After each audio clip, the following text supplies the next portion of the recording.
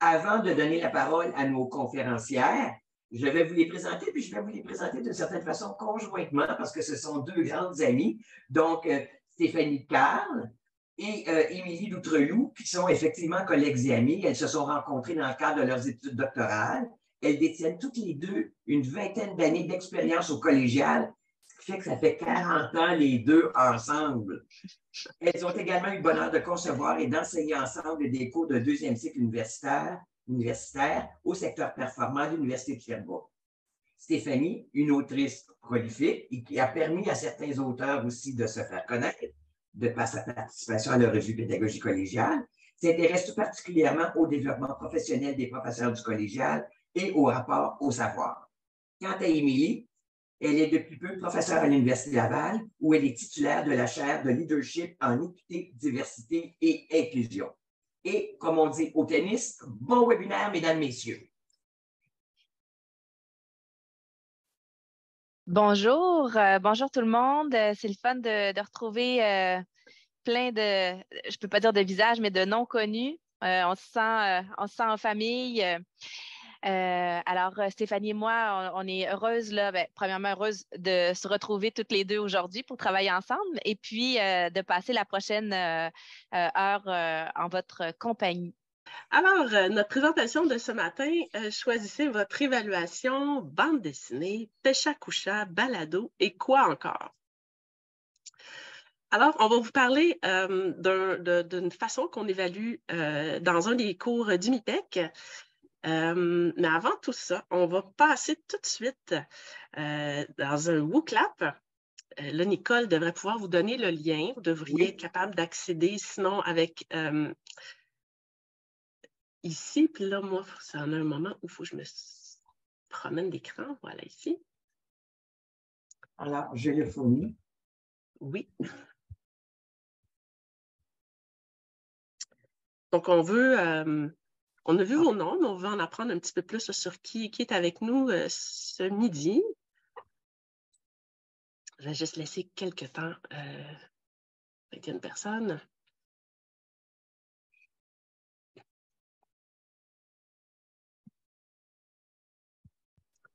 Donc, je vais tout de suite aller à la première question. Là, avec le lien que vous avez dans le clavardage, vous devriez être capable de vous connecter. Donc, parmi les choix qui sont là, qu'est-ce qui vous représente le mieux? Êtes-vous un CP, une autre personne professionnelle, un membre de la direction, un professeur dans un programme PRI-U, technique, formation générale ou à la formation continue?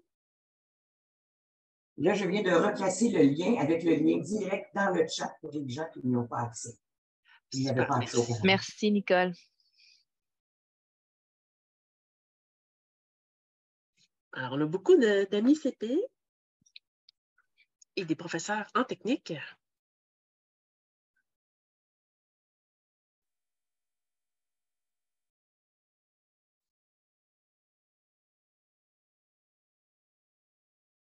J'aime bien la question, qui est là? Des personnes à la formation continue aussi. De prendre le pouls comme ça, puis de s'intéresser à qui est dans notre salle de classe, qu'elle soit virtuelle là, ou qu'elle soit qu'on soit en présence, c'est recommandé en fait premièrement pour créer un lien pédagogique de confiance aussi avec les personnes là, avec qui on va passer la prochaine heure ou la prochaine session, mais aussi pour comprendre la composition, puis dans une optique de mieux comprendre la diversité, puis voir qui est là, qui n'y est pas. Puis donc, on a un groupe quand même assez diversifié aujourd'hui, Stéphanie. Oui. Là, c'est pas tout le monde qui a répondu, mais c'est pas grave, on va continuer. Ça nous permet de voir déjà un portrait global. Là, vous devriez être en mesure de cocher plusieurs options. Qu'est-ce qui vous représente le mieux? Est-ce que dans votre parcours d'étudiant, on vous a déjà offert la possibilité de remettre une évaluation dans le format de votre choix? Est-ce que vous, comme personne enseignante, si vous avez enseigné, vous avez déjà laissé à vos élèves le choix? Est-ce que vous souhaiteriez éventuellement offrir le choix? On présume que si vous avez vous assistez à notre webinaire, ça devrait être assez fort, cette ligne-là. Et puis, peut-être que vous aimez l'idée de la chose, mais que vous n'arrivez pas encore vraiment à comment est-ce qu'on pourrait mettre ça en pratique dans vos cours?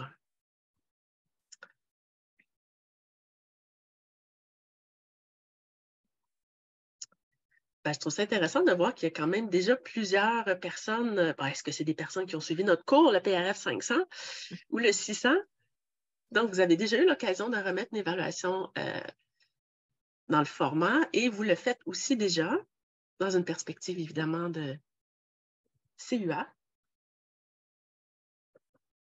Et puis là, vous souhaiteriez le faire et vous espérez que l'atelier va vous inspirer en ce sens. Mais nous aussi, on espère bien ça. Alors, on va poursuivre pour vous en parler un peu plus longuement.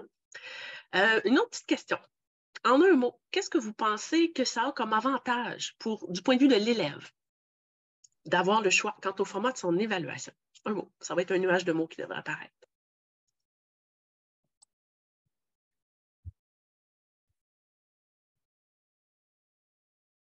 Ah, excellent. Engagement, motivation, flexibilité, créativité. Force personnelle, autonomie, oui. Confiance, c'est plein de beaux mots. Vous avez tous raison. Très positif. Oui, j'ai vu passer contrôlabilité, effectivement. Mm-hmm. Un des ingrédients de la motivation scolaire.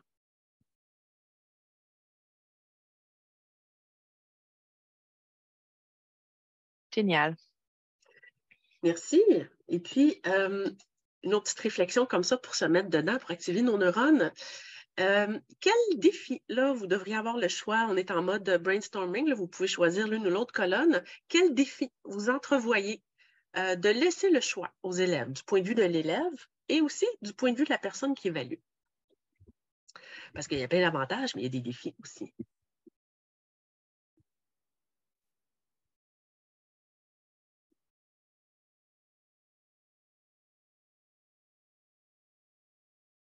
Et on parle beaucoup d'équité dans les deux colonnes.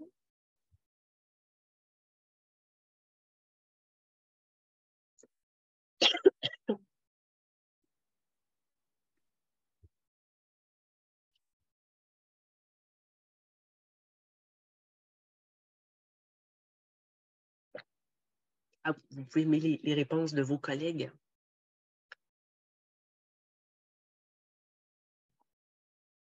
Vous allez voir pendant la présentation, on va vous présenter des témoignages aussi d'étudiants, d'étudiantes là, avec qui on a travaillé.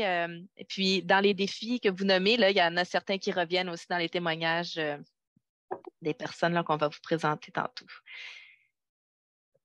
Bon, alors je reviens à la présentation. Et là, je m'excuse, je suis un petit peu enrhumée. À l'occasion, vous allez me voir sortir mon Kleenex. Ils m'entendent tousser.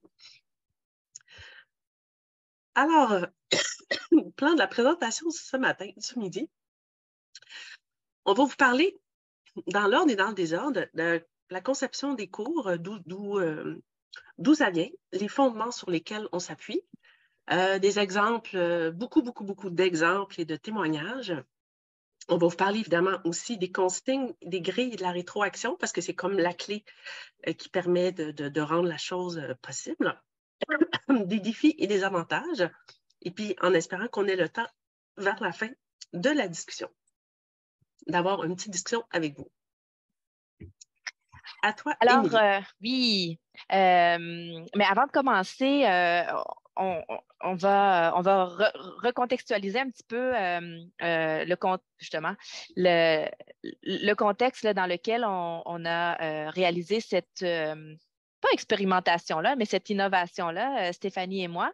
Une innovation qui est personnellement, j'ai reproduite dans tous les cours là, que j'ai enseignés par la suite. Mais donc, au départ, quand on a travaillé ensemble, il y a environ 2 ans, Stéphanie et moi, on a été engagés pour, dans le cadre de la refonte des programmes de deuxième cycle en enseignement au collégial. Et on a été mandaté pour créé un nouveau cours qui était un cours d'entrée, donc le premier cours que les étudiants et étudiantes ont à suivre, qu'ils aient 5 ans et moins d'expérience en enseignement ou qu'ils soient des enseignants, enseignantes d'expérience. Donc, ce premier cours-là. Et donc, qui dit enseigner à des enseignants, des enseignantes, il faut être en cohérence avec ce que nous-mêmes on prône. Alors, on a relevé le défi, tant qu'à parler, moi je passe mes journées à parler d'inclusion, bien, on va rendre le cours là, le plus inclusif possible. Donc, il y avait ce désir-là de cohérence. Ensuite de ça, on s'est appuyé sur des fondements pour pouvoir bâtir ces cours-là. On s'est entendu sur nos fondements au départ. Ce n'est pas quelque chose qu'on est allé chercher par la suite, mais c'était très important pour nous de miser sur la motivation. Donc, vous allez voir là que dans ce qu'on vous présente, dans la motivation, il y a l'aspect de la contrôlabilité. Hein, le fait de pouvoir faire des choix, c'est un des facteurs de la motivation. On a misé sur l'évaluation durable. Donc, qu'est-ce qu'on entend par évaluation durable? Donc, c'est une évaluation qui est un apprentissage, donc autant dans la réalisation de l'activité évaluative que dans les rétroactions, il y a matière à l'apprentissage. On s'est aussi inspiré de la psychologie positive en partant, en posant un regard sur les forces des personnes étudiantes qu'on accompagnait. Donc, dans le repérage des forces et ensuite de ça, dans l'utilisation de ces forces-là pour s'améliorer. Donc, ça, on a emprunté ça à la psychologie positive. Il y a aussi des éléments de la compétence numérique qu'on a intégrés au cours, notamment la création de matériel numérique.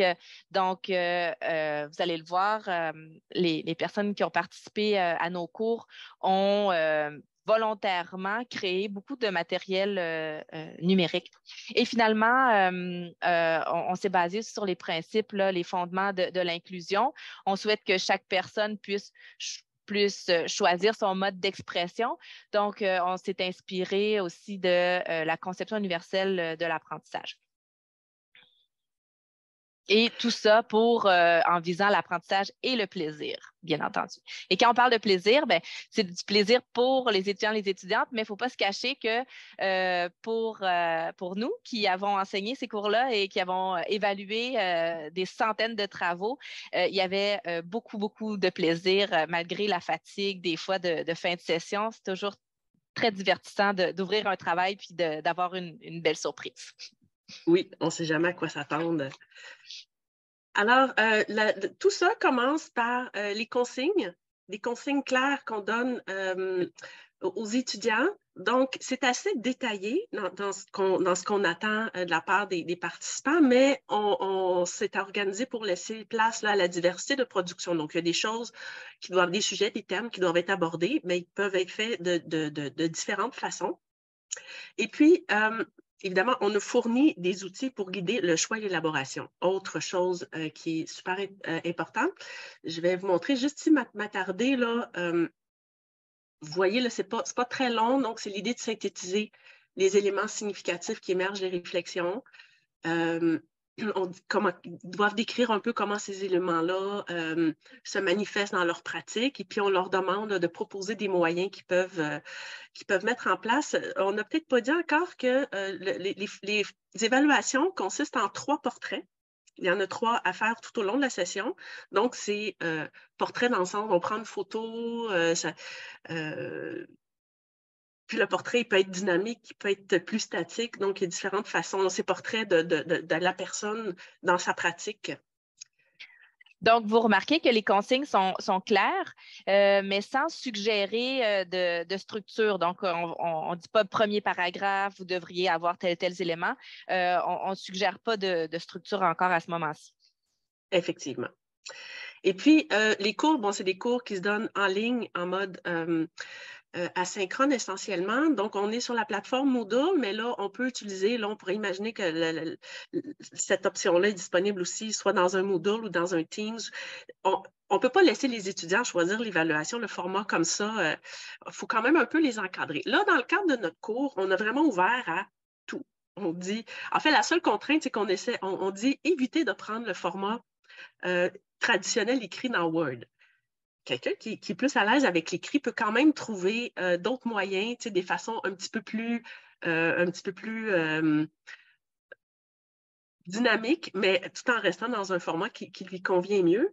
Mais on a ouvert vraiment à toutes les possibilités. Donc, vous voyez ici, on a une section où si quelqu'un veut aller plus du côté des animations vidéo, des présentations interactives, des schémas commentés, pêche à couchant, infographie, ça peut être des balados, enregistrements vocaux, ça peut être des enregistrements vidéo. Encore là, il y a différentes façons de les faire.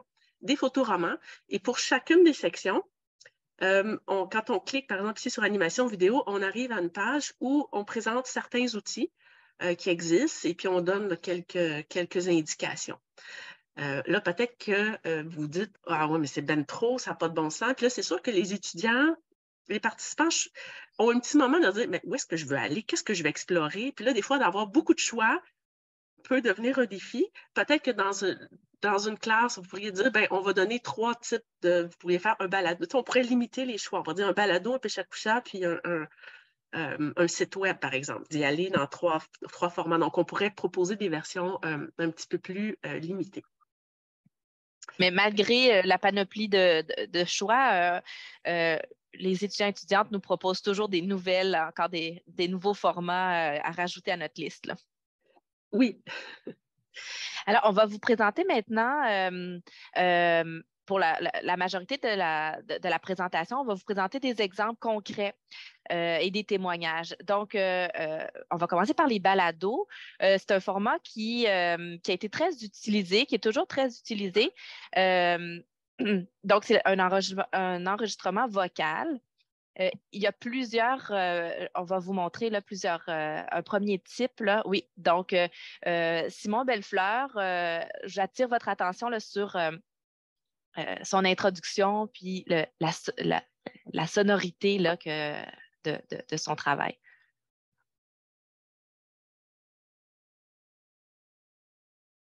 Tu me diras, Émilie, si on entend bien le son?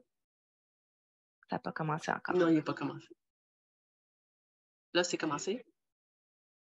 Non, on n'entend pas. Est-ce que tu as indiqué que tu voulais partager le son? Sur le partage avancé. C'est pas dans le partage avancé, c'est tout de suite quand tu cliques sur partage, en Ouais, bas à gauche. Faudrait juste le repartager. Oui. Donc, pour l'enregistrement de balado, ce n'est pas la peine d'avoir un studio maison ou d'aller dans votre établissement d'enseignement là, pour travailler avec des techniciens en informatique. Il y a toutes sortes de choses, il y a toutes sortes de formules là, qui sont disponibles en ligne. On a des étudiants qui ont particulièrement aimé le format, dont celui-ci là, qu'on va vous présenter l'extrait, qu'on n'entend toujours pas, Stéphanie. Actualisation de la pratique collégiale de l'Université de Sherbrooke. Ici votre hôte, Simon Bellefleur. Avez-vous entendu ça, cette voix-là? Je veux dire, s'il ne le savait pas, Simon Bellefleur, il y a vraiment la voix pour être... On a découvert un animateur de radio ici. Le balado aussi m'a déjà été présenté dans un autre contexte. Une étudiante avec qui j'avais eu quand même plusieurs interactions. C'était le premier travail. La personne vivait beaucoup de stress, d'anxiété. Plusieurs choses se passaient à la maison, les travaux, toutes les idées dans la tête, pas le temps de les écrire. Et donc, je lui avais proposé d'aller avec le balado. Et vous allez comprendre, là, ceux et celles qui ont plusieurs enfants, elle a décidé, pour être calme, d'aller enregistrer sa balado en forêt. Alors, elle m'a amenée avec elle. Bon, là, c'est une métaphore, mais je l'ai entendue prendre sa marche. J'entendais le craquement des raquettes, les petits oiseaux, puis elle me commentait ce qu'elle voyait autour en même temps qu'elle révisait ses notes et puis qu'elle faisait son travail. Donc, ça lui a procuré du bien-être et puis son travail est excellent en passant. Bien, les balados ont l'avantage aussi pour nous, comme quand c'est le temps d'évaluer, des fois, je vais vérifier qui a choisi le balado, je les télécharge sur mon téléphone, puis là, c'est moi qui pars prendre la marche et puis je m'en vais marcher dans la nature avec les travaux des étudiants dans les oreilles. Donc, on a un témoignage ici d'une étudiante qui a adoré faire des balados, que c'était pour elle simple et efficace. Donc, on voit, chacun choisit, qu'elle a été capable de pouvoir aller plus en profondeur là, sur certaines explications. Puis pour elle, elle avait essayé d'autres moyens qui lui avaient fait perdre plus de temps ou dans lesquels elle était moins à l'aise. Donc, pour elle, le balado, là, c'était une option positive. Peut-être rajouter autour des balados, il y a le défi de citer les références. Des fois, les étudiants ils ont un petit peu plus de difficultés, étudiantes aussi. Quand c'est le temps de dire, à l'écrit, on va mettre en parenthèse, là, par exemple, Pernoud 2001. Ben là, quand on est à l'oral, il faut prendre l'habitude, comme le dit Philippe Pernoud dans son article de 2001, voici. Donc, ça demande, des fois c'est pas toujours naturel là, comme façon de parler, mais c'est parce qu'on insiste beaucoup. On est au 2e cycle, premier cours, donc ça fait partie là, des apprentissages, comment citer ses sources. Pour votre information, il y a une bibliographie qui est demandée aussi à part. Ça peut être un document Word ou PDF qui si ça ne peut pas être intégré à l'intérieur du format choisi, qui est remis en document joint. Donc, ça nous permet d'avoir accès à ça aussi. Puis, qu'est-ce que je voulais dire sur le balado? Le balado a l'avantage d'entendre la personne un peu, on l'entend, on est avec elle dans ses réflexions, on la suit, on est presque avec elle dans sa tête, mais c'est plus difficile des fois d'être structuré.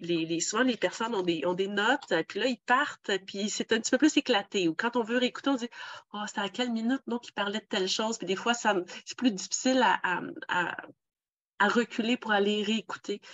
Un des défis du balado. Il y a aussi les infographies là, qui sont aussi très accessibles. Il existe toutes sortes d'outils en ligne en passant du simple document Word à Canva. Et puis, juste un exemple ici, vous voyez, on demandait de faire... ça, c'est dans un autre cours que j'enseigne. Donc, sur les préoccupations des... non. Le travail, c'était sur les étudiants, c'est ça. Donc, en un coup d'œil, tout ce qui était demandé dans le travail, on peut le voir. Donc, on va nous parler des générations, on va parler des forces et défis. Tout se retrouve là en un coup d'œil. Le travail est complet en une seule affiche. Le défi ici pour la personne étudiante, c'est de synthétiser, ramener ça à l'essentiel. Et puis, quand on évalue aussi, des fois, on a peut-être tendance à se dire, ben, il n'y en a pas beaucoup, il en manque, mais c'est d'être capable d'aller chercher, de dire, ah oui, il est allé chercher ce qu'il fallait, parce que il n'y a pas beaucoup d'informations présentées comme ça, mais il y a beaucoup de travail en arrière là, de synthèse et de rassemblement d'informations. On a essayé aussi les cartes conceptuelles. On en a eu, la première session qu'on a expérimenté ça, on en a eu des magnifiques ici. Et puis là, moi, je me suis sentie prise un petit peu au dépourvu parce que là, il y a avoir l'esprit de synthèse aussi. Mais là, à un moment donné, moi, je manquais d'informations sur comment... J'avais pas assez de détails pour pouvoir vraiment porter un jugement sur ce qui était attendu là, pour le travail. Donc, ce qu'on a demandé dans les sessions suivantes, c'est une carte conceptuelle commentée. Alors là, on en a eu qui a utilisé ici avec MindMeister, on pouvait déployer, là, je sais que c'est petit, là, mais il y avait un petit bouton, puis là, je pouvais avoir comme un méta-message. Voici, je t'ai mis ça, mais ici, ce que je veux dire, c'est donc il y avait comme un deuxième niveau caché en dessous du. Là, on voit ici là, que la carte est un petit peu plus élaborée. Et on a eu aussi des personnes qui nous en ont fait des versions commentées. Que parmi notre clientèle, le cégep de Victoriaville, comme probablement plusieurs cégeps au Québec, Bon, c'était juste pour que vous voyez qu'il y avait des cartes conceptuelles qui avaient été validées à l'audio. Je suis Étienne. Comme autre format qu'on a, on a aussi des sites web, des blogs, des présentations interactives. On les a mis ensemble.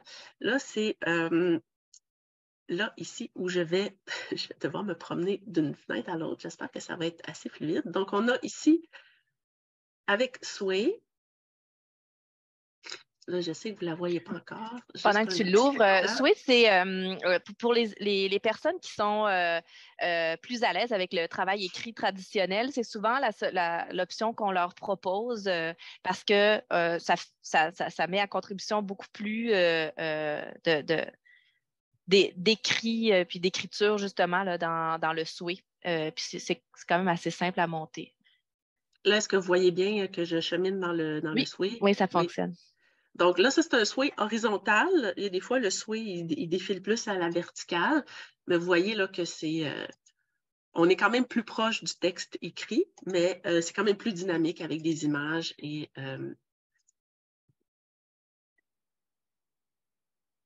toutes sortes d'autres choses. On a site web, je ne vais pas l'ouvrir, mais ici, elle a utilisé Wixsite. Donc, cette personne a fait un site web avec des onglets qu'on pouvait cliquer avec différentes sections. WordPress, on a eu des WordPress aussi. On avait différentes sections aussi où elle avait... Donc, encore là, c'est un texte suivi avec des images. Donc, c'est... Ah, celui-là, c'est un prédit. Je vais aller vous le montrer parce qu'il est intéressant. Donc, prédit, qui permet aussi de faire des présentations interactives. Donc, prédit qui permet là, de creuser à l'intérieur d'un plat. Je viens cliquer ici, oups, ça fait apparaître un autre niveau. Ici, avec un autre niveau. Donc, elle peut intégrer des vidéos. Si je reviens, attendez. Donc, vous voyez là qu'on peut intégrer, Prédit permet d'intégrer toutes sortes de choses. Donc, c'était Annie, prof en soins infirmiers.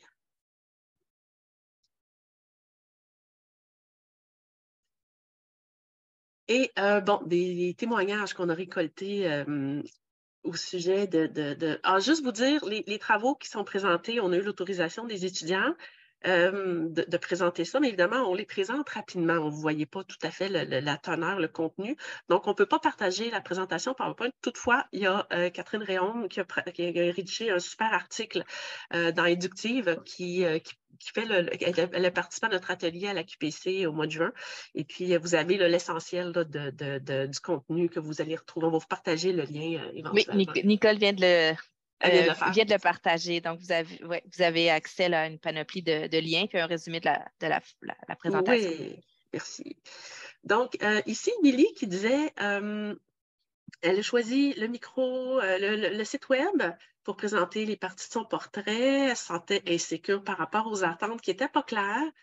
C'est sûr que, étant donné qu'on a laissé ça assez lousse, des fois, ça peut créer un petit peu de l'insécurité pour le premier portrait, mais c'est le même principe pour chacun. Le premier demande un peu plus d'encadrement. Il y a plus de rétroaction à donner pour guider les étudiants, souvent pour aller approfondir un petit peu plus leur réflexion. Mais dès le deuxième, là, on se rend compte qu'ils ont bien saisi l'objectif de l'exercice. Ben, voyez-vous, c'est ce qu'elle dit. Elle dit, après avoir obtenu la rétroaction sur mon premier travail, j'ai été soulagée et puis j'ai beaucoup apprécié cette façon de faire, de présenter mes réflexions. Ça a demandé beaucoup de temps pour la création du site. Autre défi pour les étudiants, de trouver qu'est-ce que j'ai envie de faire, c'est quoi ça, un Pishakusha, un Powtoon, qu'est-ce que c'est, Pixtoon, qu'est-ce que c'est. Fait que d'aller explorer, de trouver le format qu'ils ont envie d'explorer, puis après ça, de découvrir comment fonctionne l'interface. Donc, il y a un apprentissage qui est fait de ce côté-là, mais la plupart nous ont dit que c'est des outils qu'ils ont réinvestis par la suite dans leur pratique. Donc, ça a été la compétence numérique, comme on disait tout à l'heure. Puis après la remise du premier portrait, on s'organise pour que dans une rencontre synchrone, on puisse discuter des formats qui ont été remis, puis des fois, ils peuvent s'inspirer les uns des autres là, pour une prochaine production. Oui. Et puis, Émilie nous disait aussi qu'après coup, elle se dit que ça aurait été vraiment génial si tous les travaux de son DESS auraient pu être présentés sur le même site web. Donc, elle aurait voulu se créer un genre de portfolio de travaux pour tous ses cours. Magazine, c'est-tu encore de mon côté? Je pense que oui. Oui, mais si ta voix a besoin d'une pause... Ça va. Magazine, donc, on a Canva. Tantôt, on avait Sway. Il y a Canva aussi qui permet de l'ouvrir. Attendez, je vais basculer d'un à l'autre. Ici. Donc, Canva qui permet aussi des présentations un peu plus animées avec des objets qui peuvent être plus dynamiques. Donc, on est un petit peu dans le mode entre PowerPoint et un site web aussi. Donc, c'est super le fun à corriger quand on reçoit des travaux comme ça. Ah, autre défi des profs, l'effet de halo. Là, on regarde, on reçoit un travail comme ça, puis on se dit « Wow, c'est donc bien beau, c'est le fun », mais il ne faut pas il y a le danger d'avoir notre jugement évaluatif sur la compétence un peu teinté de notre jugement un peu enthousiasmé de la qualité de la présentation. Donc, et inversement aussi, c'est pas tout le monde qui est super à l'aise pour faire des belles choses. Il y a un effort de présentation, puis des fois, le rendu n'est pas esthétiquement super beau, mais le contenu est très, très pertinent. Fait qu'il faut être capable de faire fi de ça. D'ailleurs, est-ce qu'il y a une pondération que vous donnez en fonction du format utilisé et du contenu en tant que tel, la structure, la clarté, l'intelligence du texte et le format utilisé? Comment tout ça s'évalue? Oui, bien en fait, on est dans une approche d'évaluation des compétences. Donc, on a nos compétences qui sont définies au départ. La création de contenu numérique, ce n'est pas une compétence là, qui est visée par notre cours, mais donc, peu importe le format, ça devrait pas influencer l'évaluation. Par contre, vous allez voir, tantôt, on va présenter nos grilles d'évaluation. On utilise la même grille, peu importe le travail qui est remis, c'est-à-dire peu importe le format là, qui est utilisé. Et vous allez voir, c'est des grilles critériées là, qui laissent place justement à une panoplie là, de formats de remise. Donc, on y va vraiment sur la compétence qui a été développée et puis pas du tout, en fait, sur le format. Mais bien entendu, Nicole, on évalue là, la clarté, mais la clarté, on est capable de le voir dans plusieurs formats. Oui. Donc, magazine avec Issue, il y a un autre magazine tantôt que je vais pas l'ouvrir celui-là, je vais aller à l'autre. On a des bandes dessinées aussi. Alors, différentes façons de faire des bandes dessinées. Ici, il y a des logiciels qui permettent de faire ça. Et puis, il y en a un, lui, il s'est dit non, moi, je passe ça de zéro, je dessine avec mes crayons. Donc, il a fait un genre de TED Talk. Son petit bonhomme, il est assez simple, mais il fait la job. Puis, on voit ses émotions et tout ça, puis ça a été super sympathique à corriger. Autre avec Pixton, qui permet quelque chose de peut-être plus standardisé, avec des bonhommes avec différentes expressions. Donc, je ne vais pas l'ouvrir non plus. Vous voyez déjà un peu qu'est-ce qu'on peut faire pour ceux qui ont envie d'expérimenter. Et puis, d'autres témoignages qu'on a reçus. Il y en a qui ont dit « J'adore l'idée de rendre un travail qui soit différent de tout ce que j'ai fait avant. Merci. » Cette proposition est une révélation. Elle m'a permis de me concentrer sur le contenu plutôt que sur la qualité de rédaction. Donc, évidemment, ceux qui ont un petit peu plus de difficultés, des fois, c'est le premier cours. Hein, c'est un premier cours de deuxième cycle. Pour certaines des personnes qui participent aussi, c'est leur première expérience universitaire pour toutes sortes de raisons. Donc, il y a beaucoup d'anxiété chez certaines personnes. Et puis, le premier travail, en tout cas, d'avoir comme ça la possibilité de s'exprimer, de ne pas être obligé d'être dans un format plus canné comme on a l'habitude à l'université, ça les rassure beaucoup. Donc, ils trouvent ça très stimulant, l'exploration de différents formats. Il y en a qui, une fois qu'ils ont exploré un format, ils ont gardé le même pour les 3. Puis il y en a d'autres qui se sont dit, ah non, moi, j'essaie une autre affaire, là, j'ai le goût d'explorer. Oui, Bon, dans un autre cours que j'enseigne, qui est un dernier cours de programme, je demande que les formats soient différents à chacune des remises, mais dans ce cours-ci, qui était un cours d'entrée, on diminue un petit peu la difficulté quand même. Est-ce qu'il y avait de l'entraide entre les étudiants qui utilisaient le même support informatique, le même support numérique? Oui, c'est même arrivé qu'à l'initiative des étudiants, des étudiantes, il y a un forum qui soit développé où est-ce que les volontaires pouvaient aller déposer leurs travaux pour pouvoir voir ce que les autres avaient fait, puis s'inspirer. Et puis oui, les forums, il y a des forums où les gens se posent des questions puis s'entraident. Et aussi, nous, on utilisait aussi les groupes de rétroaction. Donc, pour avoir une rétroaction formative avant de déposer là, sa version finale.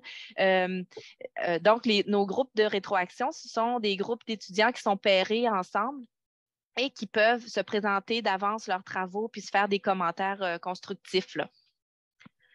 Merci. Il y a aussi le photoroman. C'était une chose qu'on n'avait pas proposée au départ et puis qui s'est naturellement ajoutée. Donc, en mettant en scène des animaux, par exemple. Attends, ici, je peux juste rajouter quelque chose? Ça, c'est un étudiant qui est en fin de session. Il y avait des difficultés, il ne savait pas trop quoi faire. Il dit, je ne sais pas par où prendre ça, j'ai envie d'explorer quelque chose de nouveau, je ne sais pas par où partir. Puis là, au fil de la discussion, on se jasait, puis là, il dit, ah oui, en fait, je suis allée faire des photos d'animaux. Moi, je fais ça, là, de la photo de nature. Je dis, ben là, tu dois avoir des photos. C'est quoi tu as pris en fin de semaine? Il dit, ah, c'est des petits renards, une famille de renards. Puis, mets-les en scène, prends tes petites photos, prends tes renards, puis fais quelque chose. Donc, pour lui, ça a été comme, oh mon Dieu, je peux prendre quelque chose que j'aime déjà, que je fais. Puis, donc, c'est ses photos à lui. C'est des photos qu'il a pris, petit renard qui se parle. Bon, attends, lui, il faut que j'aille l'ouvrir. Donc, un autre photoroman où cette fois-ci, c'est la personne enseignante, là, c'est l'enseignant qui s'est mis en scène en utilisant ses issues. Et puis, on a vraiment on peut tourner les pages. On est vraiment comme dans un photoroman. Cet étudiant-là a une formation en bibliothéconomie, donc le format livre et revue, là, ça lui plaisait davantage. Donc, il se met en scène, il y a une quête. C'est ça. Donc, ça reste très humoristique. Je pense même qu'il met à contribution ses enfants à un certain moment. Donc, c'est une alternative possible aussi. On a aussi une étudiante qui enseigne dans les programmes de sécurité incendie, qui était très prolifique là, dans les travaux au niveau de l'originalité. Et c'était ça le dernier travail à remettre là, en décembre, décembre, le temps des fêtes qui arrive. Et elle nous disait que dans sa région, c'était impossible de trouver un bonhomme Playmobil de pompiers parce qu'elle les avait tous achetés pour justement faire elle-même sa mise en scène avec des pompiers, des pompières, tous ces personnages. Et puis là, on ne le voit pas ici, mais elle offrait même à la fin là, les bloopers, en tout cas. Donc, elle a eu beaucoup de plaisir à monter ce travail-là avec ces petits bonhommes Playmobil. Ah, ça, c'est un autre défi des étudiants qui, des fois, ils se font prendre au jeu. Puis là, ils disent, mon Dieu, j'ai tellement aimé ça, faire ça. J'ai passé des heures et des heures et des heures. Donc, au moins, ils ont du plaisir, mais des fois, il faut penser à ramassez-vous un petit peu, là, c'est le fun, mais vous avez d'autres choses aussi à faire. Mais bon, on s'imagine que s'ils décident de passer autant de temps, c'est parce qu'ils aiment ça et ils ont envie. Oui, mais c'est ça. Dans notre rôle de guide, c'est ça. Des fois, il faut dire, ben là, on va arrêter ça à ce moment-ci. Là, tu peux me présenter ce que tu as préparé. Il y a des animations, il y a vraiment plusieurs outils là, pour faire des animations. On va vous montrer, par exemple, Expli, juste quelques secondes pour que vous voyez un peu le rendu. Bonjour, je m'appelle Ajar Mdaoui. Et je suis enseignante en technique administrative au Cégep de Rivière-du-Loup. Pour ce portrait, j'ai opté pour un format différent, mais qui reste dynamique. Donc, vous comprenez que Ajar a plein de talents, mais ce n'est pas elle qui dessine tout ce qu'on voit à l'écran. Donc, Expli permet cette modalité-là. On a encore de la même étudiante un autre format. Celui-là, c'est quoi? Je sais pas dans quoi elle le fait. OK.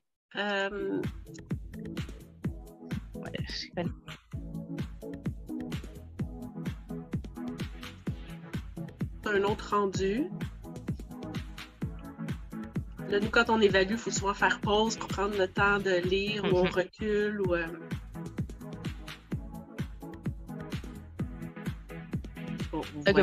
beaucoup d'informations, oui. Et puis, il y a aussi le Powtoon. On ne va pas le démarrer, mais le Powtoon, c'est le moyen de faire des animations sous forme de dessins animés. Donc, on choisit nos personnages, on peut les faire parler. La version gratuite, c'est une version de 3 minutes. Alors, il faut vraiment être concis, mais c'est arrivé souvent là, qu'on nous remette deux ou trois Powtoon pour les différents sujets qui étaient abordés dans un travail.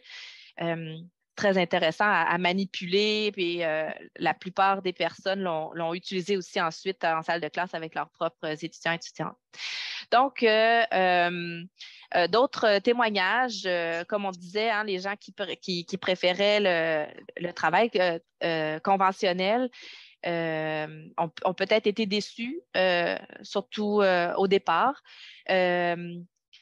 On disait aussi que, bon, oui, ça, c'est une suggestion, peut-être de faire les travaux en continuité, une carte conceptuelle en 3 volets. Ce n'est pas quelque chose qui est exclu. Donc, comme on a vu, il y en a qui ont fait, il y a des étudiants qui ont fait une saison de balado avec premier, deuxième, troisième épisode ou un site web avec premier, deuxième, troisième travail. Donc, c'était quelque chose qui était possible aussi d'utiliser, de miser sur le premier format là, pour compléter tous les travaux de la session. J'ai eu un format dans la dernière session où l'étudiante a fait un échange de lettres. Donc, c'était comme si elle m'écrivait des lettres, un peu comme lettre à un jeune, je ne sais plus c'est quoi le titre, lettre à un jeune poète, là, tu sais quoi déjà? En tout cas, puis elle avait enchaîné comme ça plusieurs lettres là, où elle m'écrivait. Donc, le format Word n'est pas encouragé, mais il y a moyen quand même de trouver son compte dans quelque chose d'un petit peu plus éclaté. On a plusieurs présentations commentées. Là, c'est facile à faire avec PowerPoint, avec des différents logiciels là, qui permettent c'est quoi déjà, Stream, qui permet par exemple d'enregistrer. Vous voyez ici, je ne vais pas le partir, mais on voit là, que lui, il y avait sa petite vignette en haut, donc je le voyais. C'est le fun de voir nos étudiants qui sont là, qui nous parlent. On a l'impression surtout que c'est un cours à distance, on n'est pas toujours avec eux. Il y a quelques rencontres synchrones, fait que de les voir comme ça, pour nous, dans ce type de cours-là, ça permet une proximité là, qui est intéressante. Bonjour. Elle est Élise. Ça, c'est un format dans un prédit. Donc, bonjour, je m'appelle Élise Villeneuve-Gravel et je vous présente aujourd'hui avec cette petite vidéo, dans le fond, mon schéma sur le professeur idéal. Elle avait son image en arrière qu'elle a élaborée de façon verbale. On peut faire la même chose aussi avec Prédit ici. Je ne vais pas le démarrer, mais on voit qu'elle aussi elle se filme et elle peut passer des choses. Donc, des fois, c'est la présentation avec l'image en vignette, puis des fois, c'est le vidéo de la personne avec en vignette les contenus. Bon, je vais laisser Étienne. On a des pêches à couchard. Je ne sais pas si vous connaissez le pêche à couchard, qui est 20 images en 20 secondes. Ça, c'est un défi. Parce que 20 images, il ne faut pas que ce soit des diapos très chargés. Et puis 20 secondes, ça passe vite. Donc, de pouvoir encore là se ramasser, synthétiser ça. On en a eu un excellent ici. Je vais vous en mettre un petit extrait. Bonjour, je m'appelle Jean Ruet. On l'entend. Ah, Stéphanie, je pense que comme tu as coupé ton son, on ne l'entend plus. Excusez. Faudrait que tu le redémarres, je pense. Oui, je voulais me moucher incognito, mais ça n'a pas marché. Après avoir œuvré comme travailleur social pendant 20 ans, j'enseigne depuis 2 ans en technique de travail social au Cégep de Sainte-Foy. Cet égo-portrait a été pris quelques minutes avant le tout premier cours que j'ai donné en tant que professeur au collégial. C'était le point de départ d'un passionnant et insécurisant travail de redéfinition de mon identité professionnelle. Avant de me lancer en enseignement, j'avais déjà pris la peine de réfléchir aux forces que je possède et soit le fait de porter Vous voyez un peu le principe, là, c'est une diapo, c'est une image très épurée, un petit peu de texte, mais pas beaucoup. Davantage sur leurs intuitions cliniques, leurs croyances normatives et leurs expériences professionnelles. Dans ce genre de travail-là, il y a de l'utilisation d'images. Un des défis que les étudiants ont, c'est comment est-ce que je cite les sources de mes images. Donc, ce qu'on leur dit souvent, c'est en tout petit, en bas, fais juste écrire où tu as pris, l'image. On essaie de garder ça simple. On veut quand même donner des crédits photos aux personnes nécessaires, mais ce n'est pas nécessaire de les envoyer dans une bibliographie à la fin. Bonjour. Alors, d'autres témoignages qu'on a eus, grande sensation de sauter dans le vide dans cette demande de remise de travaux hors de l'ordinaire, mais wow, très belle façon de se dépasser. On a apprécié que tu nous obliges à sortir de notre zone de confort pour le format de l'évaluation. Ça demande un petit peu les personnes ont besoin d'être rassurées au début parce qu'ils sont ils sont vraiment laissés. Ah oui, je peux faire ce que je veux, comme je veux. Il y a comme une sensation de déséquilibre, mais une fois qu'ils ont fait ça, les commentaires sont à peu près tous positifs. Là. En tout cas, nous, on ne reviendrait pas en arrière pour ce. Ça, non. Je vais présenter les inclassables. Donc, comme vous avez vu, on a fait un effort de mettre ça en catégorie, mais on a certains travaux qui sont arrivés qui étaient totalement hors catégorie. Donc, pour en nommer quelques-uns, parce qu'on en a plein d'autres, on se passe des soirées à se parler de nos travaux. C'est trop le fun. Alors, un premier qu'on vous présente, c'est un jeu inspiré là, de Serpent et Échelle. Donc, l'étudiante, vous voyez, c'est la même étudiante là, en sécurité incendie, a utilisé plutôt là, un boyau comme ils utilisent dans leur travail. Et puis, elle fait avancer le pion. C'est une animation. Là, le pion avance tranquillement, puis elle nous raconte, elle peut nous raconter ce qui se passe des fois où elle est remontée dans l'échelle, puis d'autres fois où elle a dégringolé dans ses apprentissages, tout ça. Donc, c'était excellent là, comme explication. Dans les là, on voit le petit pion. On en a un autre ici. Celui-là, c'est une personne qui fait, comment on appelle ça, non? Du lip sync en français? La post-synchronisation. Donc, une personne qui a utilisé un clip vidéo que vous allez reconnaître et qui a changé la voix et qui a même décidé de chanter par-dessus. Donc, on vous laisse quelques secondes. Profitez-en. C'est un chef-d'œuvre.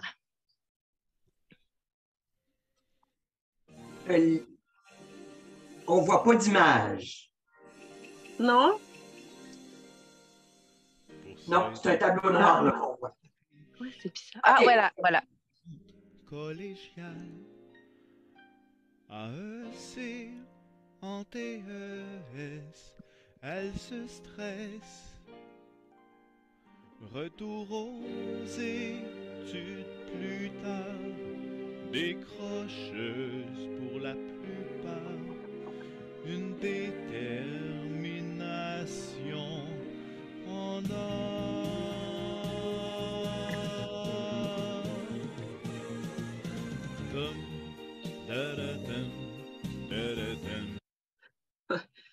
On aurait envie de vous la laisser au complet, mais...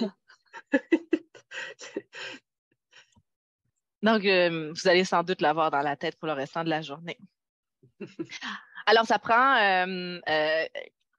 pour cet étudiant-là qui vient de nous présenter ça, il me disait que c'est la première fois de sa vie qu'il remettait un travail d'avance, que ça l'avait tellement motivé qu'il était déjà toujours en train de regarder qu'est-ce qu'il allait faire la prochaine fois. Donc, ça a eu des aspects très positifs là, pour cette personne-là. Donc, encore des témoignages qui vont un petit peu dans la même veine. On nous parle que si l'université est capable de nous donner cette liberté-là, pourquoi est-ce qu'on ne pourrait pas le faire au collégial? Bon, c'est la même chose, justement. On remarque là, que les liens avec la conception universelle de l'apprentissage, d'autres personnes nous disent qui ont appris sur l'importance d'offrir le choix aux apprenants. Donc, vous voyez, quand on parlait de cohérence tantôt, même si on enseigne que c'est important de donner des choix, de le vivre, on le comprend davantage.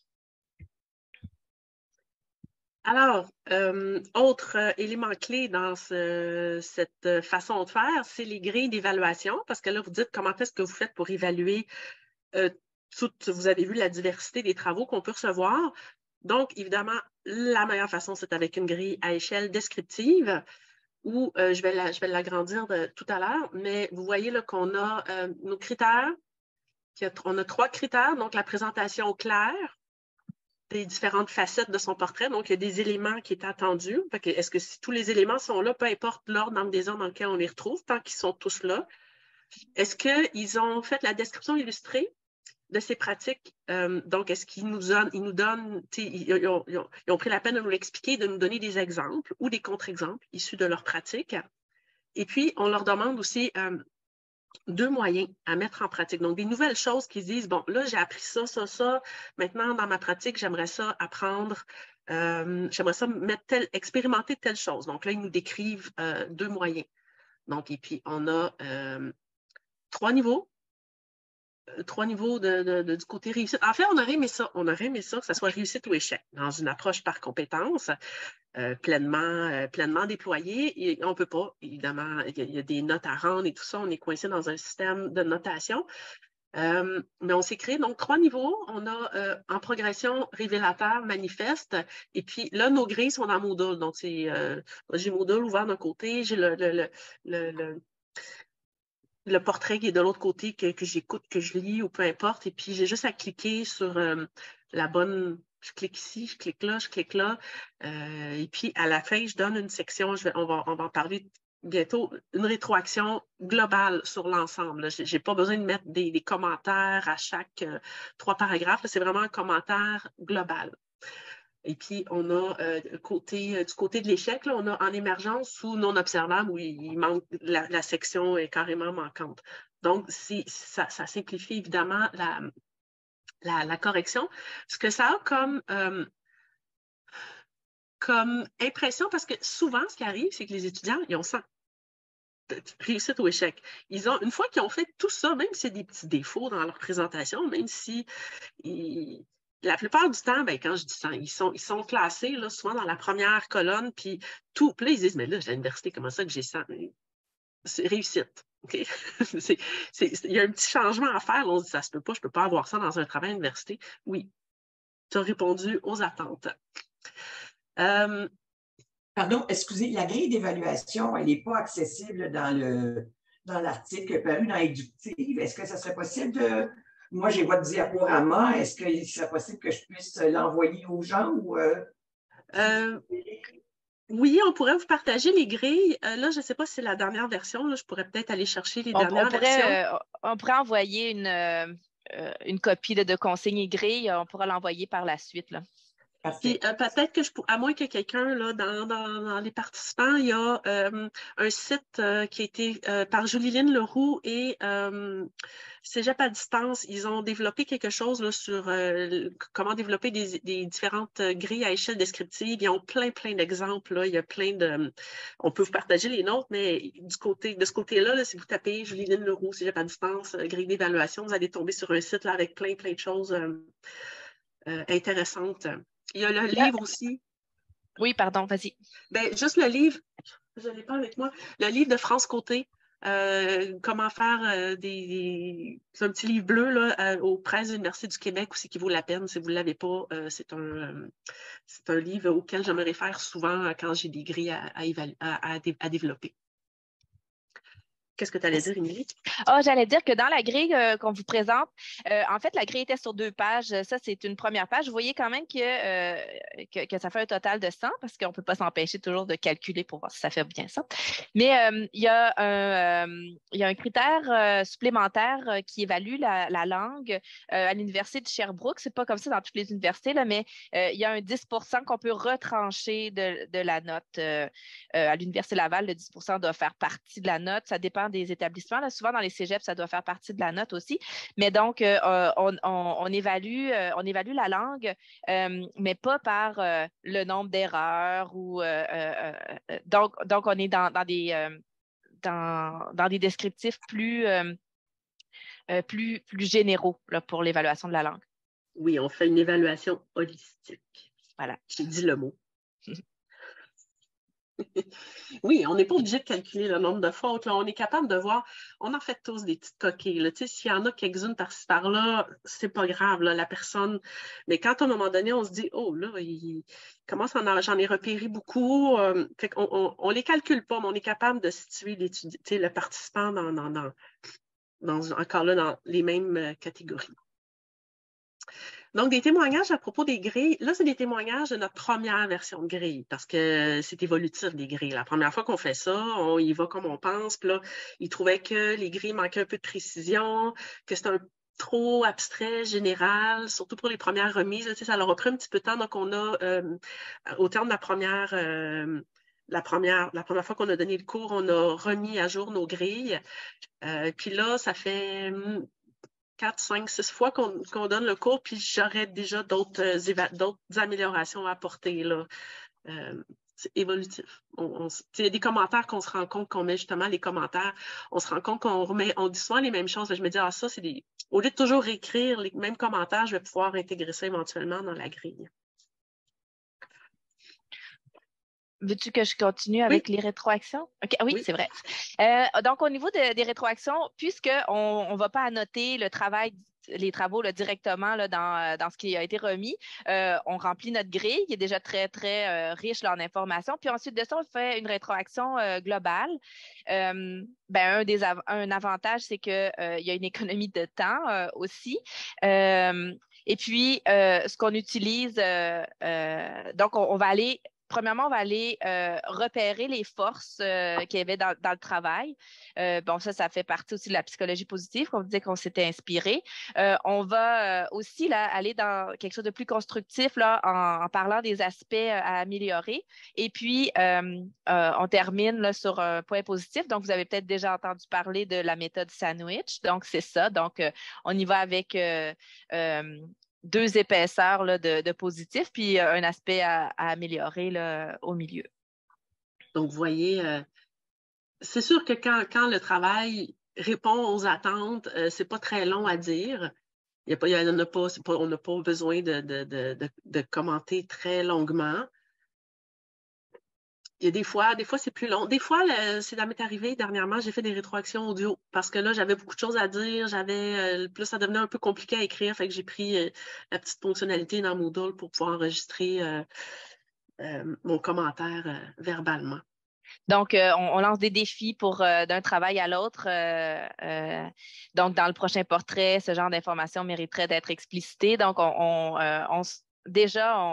on utilise encore toujours l'évaluation comme une activité d'apprentissage pour s'améliorer pour une prochaine évaluation. Oui, ça c'est un défi pour ça, en fait, c'est un défi là pour la personne qui évalue dans le cadre, quand on donne le choix, mais je pense que c'est un défi qui est là tout le temps, c'est de donner de la rétroaction utile et aidante, de trouver la formulation qui va permettre à l'apprenant de recevoir ça, de dire, OK, je comprends qu'est-ce qui a mal été et je sais quoi faire pour m'améliorer la prochaine fois.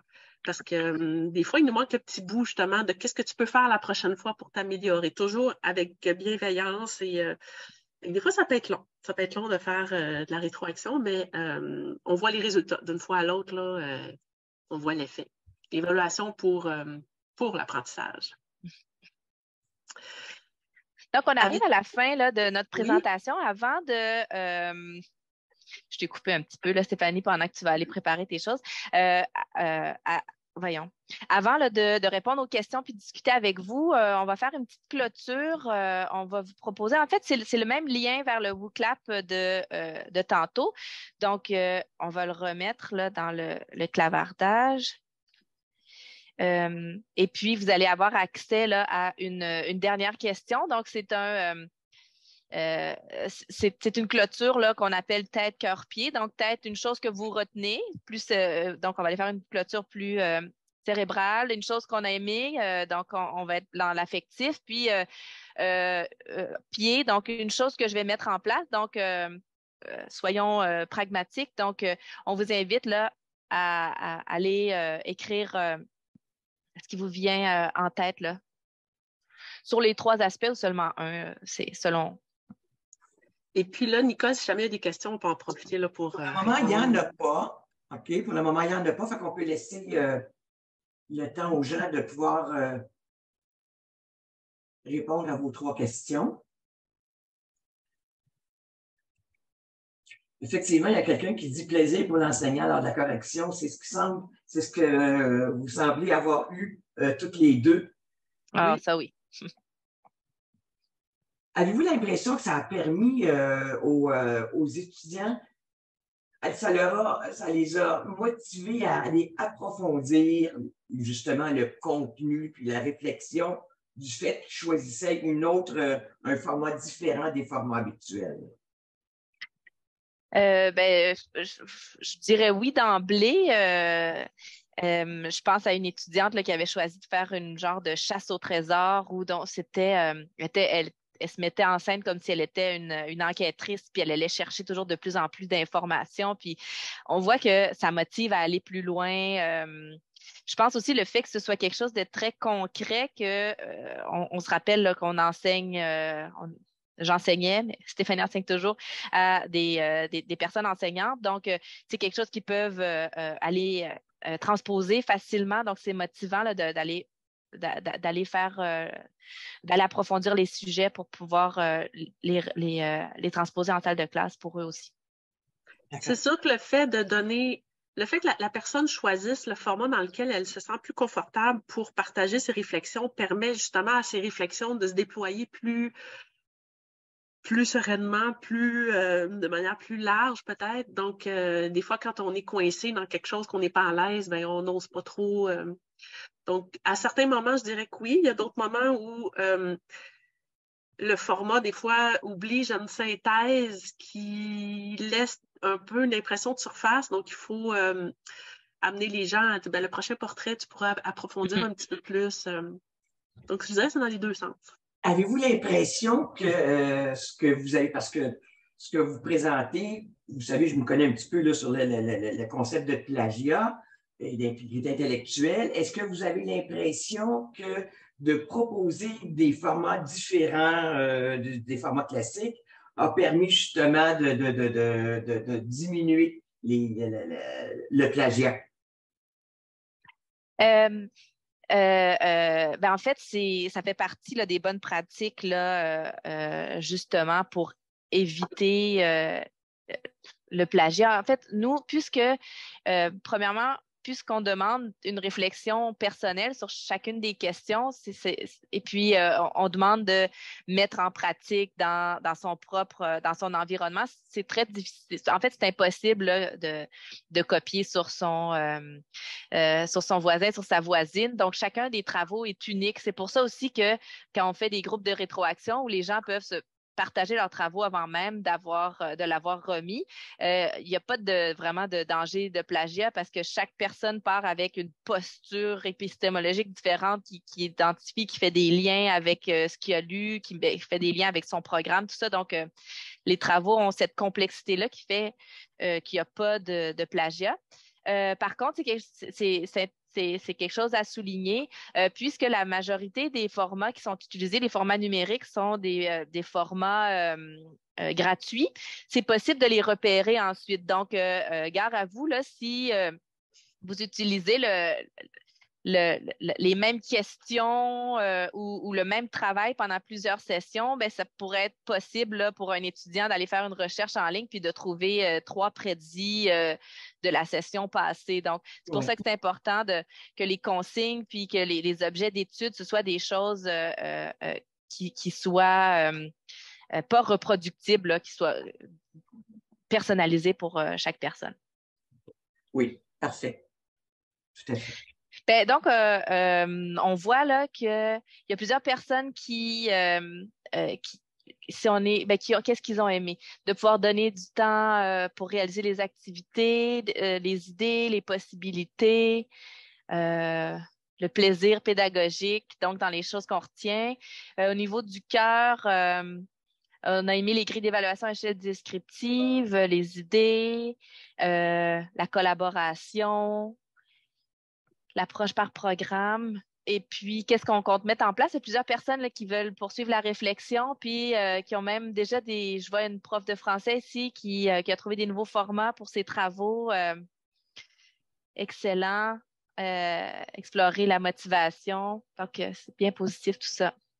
Il ne nous reste que 2-3 minutes d'ici à 13h15.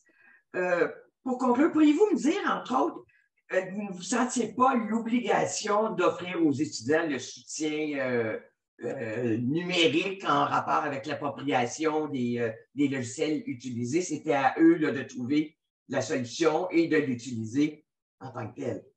En fait, on offre quand même un bon encadrement. Nous, on ne maîtrise pas tous les outils, mais on met à leur disposition plusieurs suggestions. Et pour chacune de ces suggestions-là, il y a un petit didacticiel qui explique comment ça fonctionne, des liens. Donc, ils ne se lancent pas dans le vide. Il y en a qui veulent aller à l'extérieur là, de ces suggestions-là, mais quand même, on a un répertoire là, avec les explications puis pour les guider. On réfère aussi les personnes, alors c'est des enseignants dans un collège, donc ils peuvent avoir des conseillers pédagogues numériques qui peuvent les accompagner aussi parce qu'éventuellement, c'est des outils qui vont pouvoir se servir à l'intérieur de leur classe. Il y en a beaucoup qui ont dit hey, maintenant, je vais faire mes notes de cours de telle façon. Donc, c'est des choses qu'on peut retransposer aussi dans sa pratique. Très inspirant, vraiment. Oui, j'apprécierais si vous pouviez nous faire parvenir ou si je pouvais utiliser ce que je vois dans votre présentation puis les envoyer, là, les grilles là, que vous avez utilisées. Je vais t'envoyer les dernières versions. Ah, OK, parfait. Donc, je vais les envoyer par la suite aux participants. Au nom, justement, des participantes et des participants, je vous remercie encore une fois pour votre disponibilité, votre enthousiasme, votre dynamisme, malgré que vous soyez toutes les deux affublés de rhume et que vous toussiez. Ça n'a pas paru durant la présentation. Vraiment pas. Alors, merci, puis je vous dis à la prochaine, bientôt, particulièrement Stéphanie, là, que je n'ai pas vu depuis un bout de temps, et merci aussi Émilie, et on se dit à la prochaine.